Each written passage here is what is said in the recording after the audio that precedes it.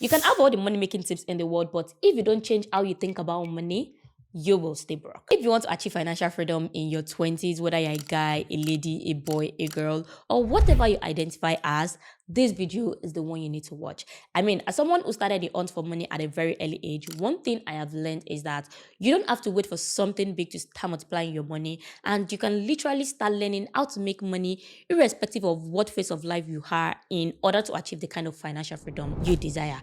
However, I understand that we all don't have the same financial goals, but I think it's still pretty important to know that this is not something you wake up and start doing. It takes time, nurturing, and effort if you want to build something from the ground up. There is no two ways about it.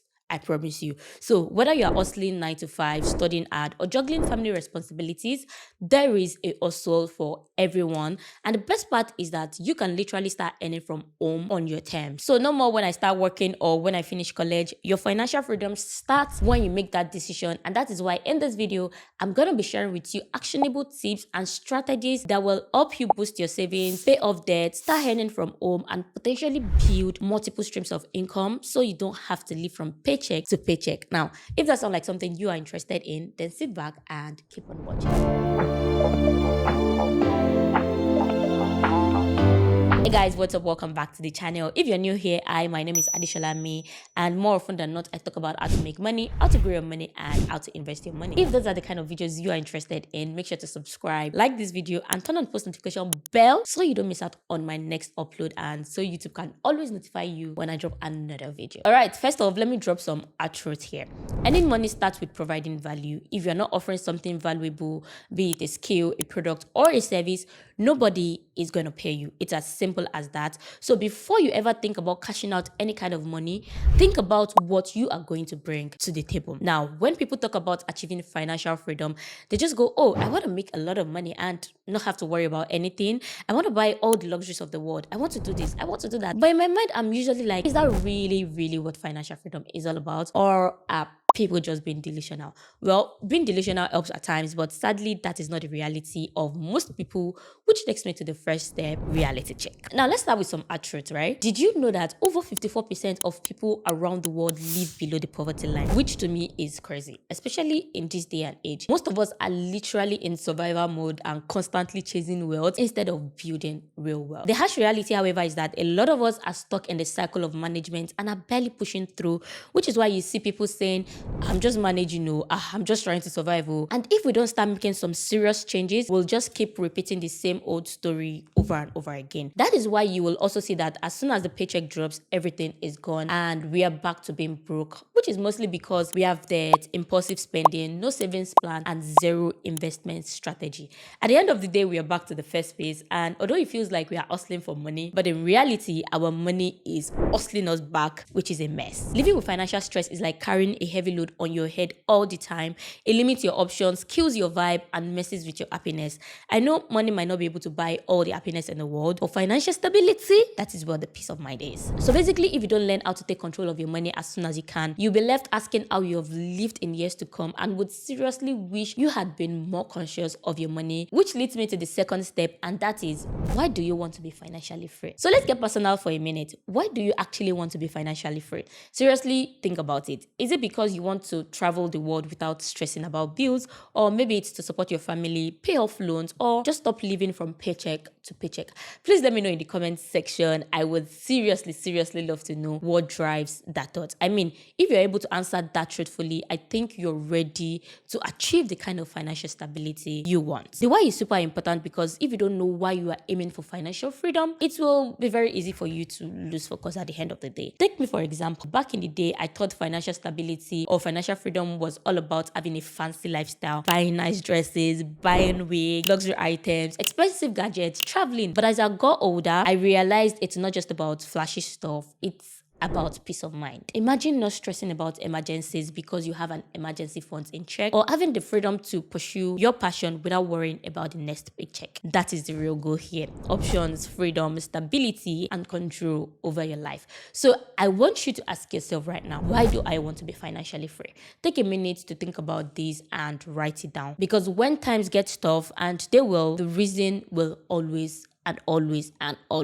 keep you going. Now let's talk about the GPS formula: goal plan, and system. This is something that has seriously helped me stay on track. And here's the tea about it. Clear goals equals clear directions. You need to understand that setting financial goals is like using Google Maps to navigate an unfamiliar area. Without it, you'll be lost in the chaos. So you need to know where your money is going before you even spend it, because in reality, you can't hit a target if you can't see it, if that makes sense. Personally, I love using SMART goals as my guide. So when I set a goal, it needs to be specific, measurable, achievable, relevant, and time bound. So instead of just saying, I want to save money, you should say something like, I will save $50 in the next 6 months by putting away $10 each month. Then, out of 6 months, you will save $10 for 5 months, which is you planning ahead. That way you have a specific number, a time frame, and a clear action plan. No guessing and no confusion. Similarly, if your goal is to build a $200 emergency fund, pay off your house rent by December, or a down payment for a piece of land, or even if it's just to build up your business, whatever your goal is, make sure it is realistic and fit your lifestyle. Because to me, money without direction will always find its way to unnecessary expenses. So start with the numbers, write them down, and create a system that works around your money. If you can see it, you can work towards it, which takes me to step 4, and that is finding your magic number. What is your magic number? Now, I know a lot of people shy away from talking about numbers, but if you want to know exactly what financial freedom looks like for you, you need to be comfortable with talking about numbers and figures in general, as this is what will help you find your own unique number.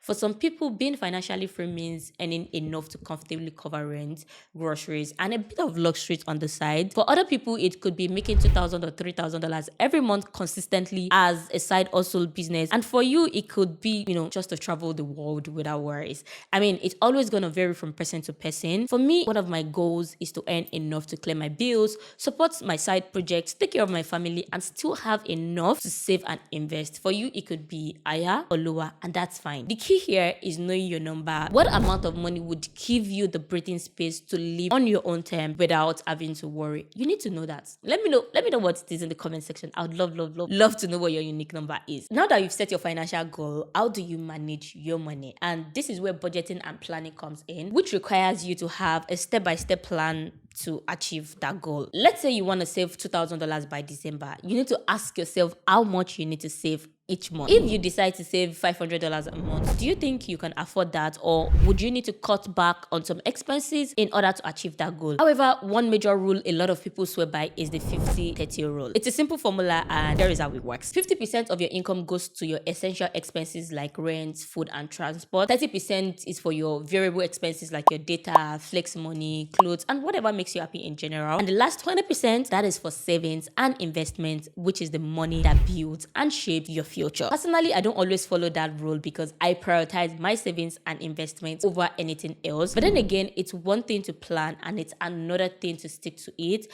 But if you want to efficiently stick to your budget, you need to be able to track where your money is going. And you can simply use apps like Good Budget or YANAB, or simply stick to the regular pen and paper to track your daily expenses, because that is very, very important. Emphasis on important. The moment you know where your money goes, you can start plugging the leaks. Please let me know in the comment section if this is something you always do, and share some of the apps you use or ways you track your expenses with me in the comments. I would love to learn from you. That is also something many of us deal with, which could be student loans, quick loans, or even borrowing from family and friends. It can be very overwhelming, but trust me, there is a way out. Have you ever heard of the snowball method? What this means is that you focus on paying off your smallest debt first to build momentum. Then there is the avalanche method, where you tackle the highest interest debt first. Or you could just consolidate everything into one loan with a lower interest rate. My sister, the most important thing is that you choose your weapon, but don't let debt choke you. For example, I had a friend who wanted to clear her debt by the end of the year, and what she did was automate her debt payments, reduce unnecessary expenses, and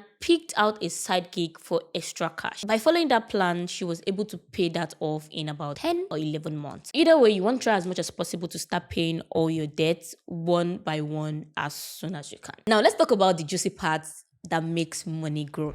Investing. Investing is something that I have talked about multiple times on this channel, as well as the importance of investing as soon as you can.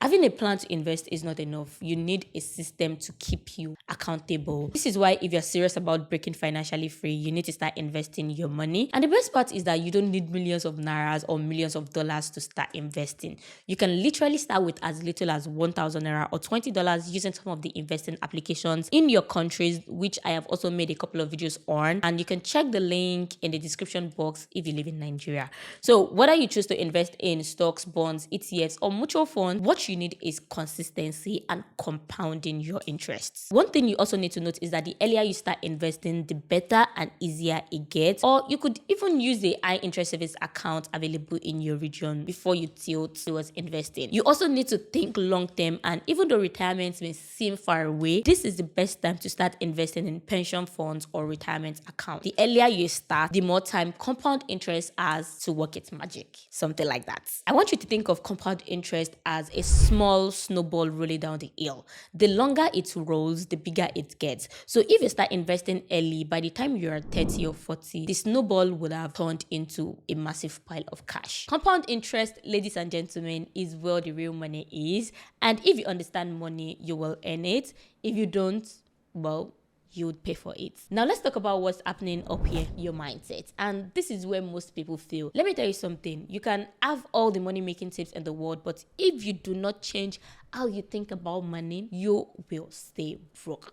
I mean, most of us grew up in a survival mode mentality, but if you want to build wealth, you need to shift from manage to prosper, and from spending on consumption to investing in assets. It's not just about hustle or grinding hard. It's about building systems that work for you and yield long-term results. Look, I won't lie to you, even with all the knowledge and the right mindset, if you don't have discipline, nothing will change. If you think you lack in some aspects, you can get an accountability partner or someone who checks up on your progress. This could be like your friends, your friends, families, loved ones, or anybody that you know has your best interest at heart. You can also set reminders to save, automate your investments if you can, and regularly review your goals. It's the small and consistent actions that build wealth over time. And trust me when I tell you that you can do this if you put your mind to it. Okay, you can't always rely on motivations, but with a solid system in place, even on days when you don't feel like, or when you feel like slacking, your system will carry you through. But here is the real talk. Don't destroy your life trying to get your financial freedom goal. I've seen people work themselves into the ground, sacrificing their health, relationship, and mental well-being just to make more money. Trust me, it's not worth it. Financial freedom is about balance. What's the point of having all the money if you don't have health, peace, or time to enjoy it? Notwithstanding, as your income grows and increases, don't fall into the trap of lifestyle, inflation. And just because you're making more money doesn't mean you need to spend more money. You don't want to be that person buying the latest iPhone while your account is still bleeding, or when you don't have an investment. You want to keep your expenses the same, maintain your lifestyle in check, and always invest that extra cash. That's how you win long term. Don't spend on wants today and suffer tomorrow. You want to stay focused. Okay, so yeah, let's recap, shall we? We've got 4 key takeaways: setting goals that will make you proud, budgeting like a boss, investing early because your future will thank you, and most importantly, keeping your head in the game with the right mindset.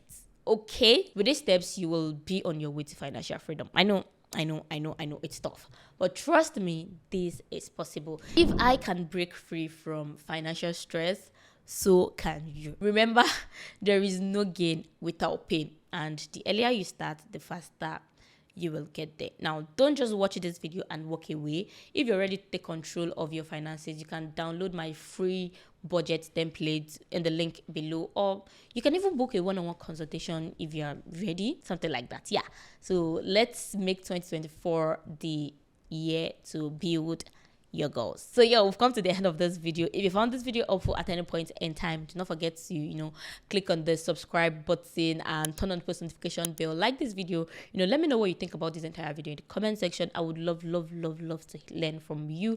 And I like it when you interact in the comment. People can also learn from you, and every other person who responds to your comment. Thank you very much. Stay safe, stay fabulous. I am going to see you in my next one. Bye.